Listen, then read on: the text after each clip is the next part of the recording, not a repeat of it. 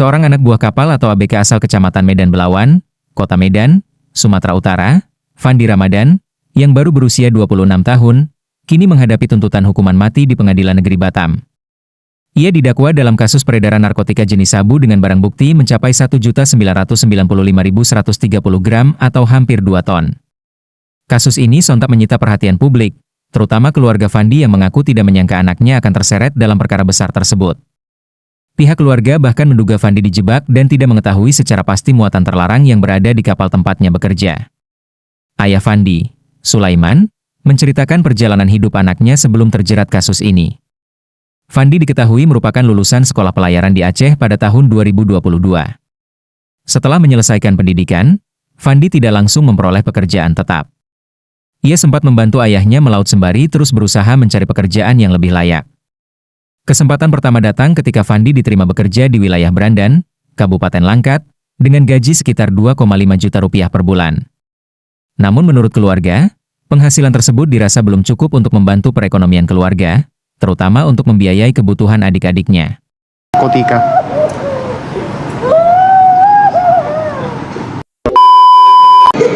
Kurang tepat kalau disamaratakan semua tuntutannya ya terhadap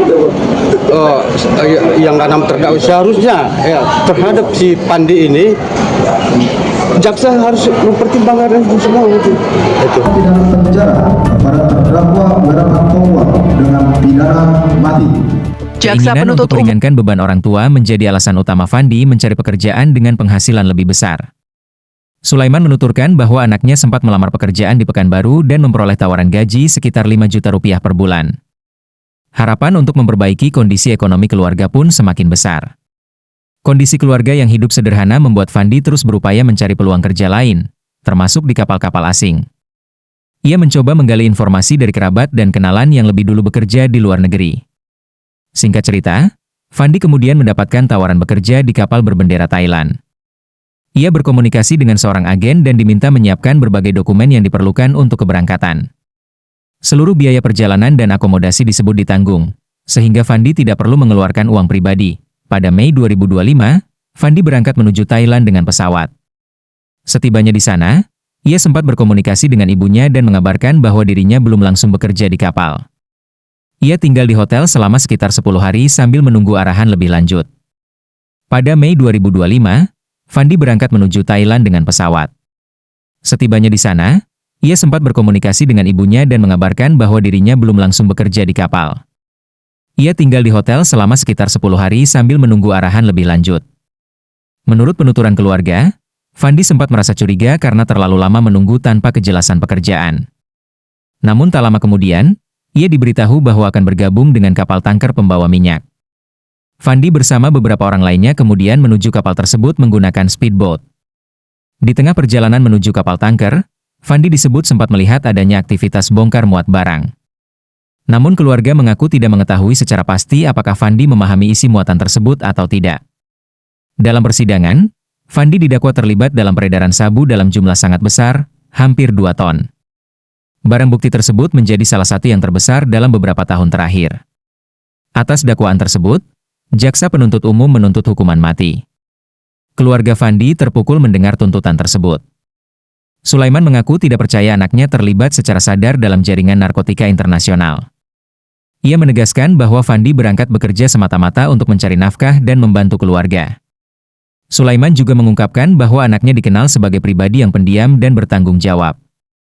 Ia berharap majelis hakim dapat mempertimbangkan seluruh fakta persidangan secara adil dan melihat latar belakang kehidupan Fandi sebelum menjatuhkan putusan.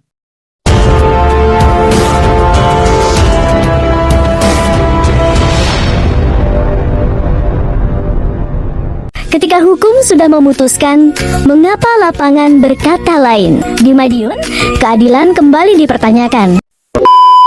Karena secara regulasi tadi kan pengacara sudah sama Kapolda dan izinnya ke sana, makanya kita jalan ke sini. Mau menghambat Pak, bukan menghambat, jadi nggak dilihat. Macet kenapa badan? Kita kan bisa ngadakan Di atas kertas, negara telah memberi kepastian hukum. Namun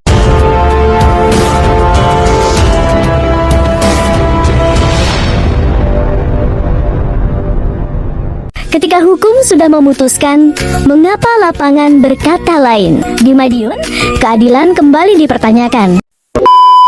Karena secara regulasi tadi kan pengacara sudah sama Kapolda, izin-izinnya ke sana.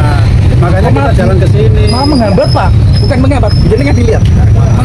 Kasus ini kembali menjadi pengingat akan bahaya jaringan narkotika internasional yang kerap memanfaatkan pekerja dengan iming-iming gaji besar.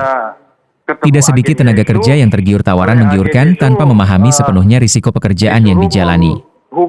Di sisi lain, aparat penegak hukum menegaskan komitmennya untuk memberantas peredaran narkoba dalam jumlah besar yang dapat merusak generasi bangsa. Barang bukti hampir 2 ton sabu tentu memiliki dampak luar biasa jika sampai beredar di masyarakat. Kini, nasib Fandi sepenuhnya berada di tangan majelis hakim. Keluarga berharap ada keadilan dan kejelasan atas peran sebenarnya dalam perkara tersebut.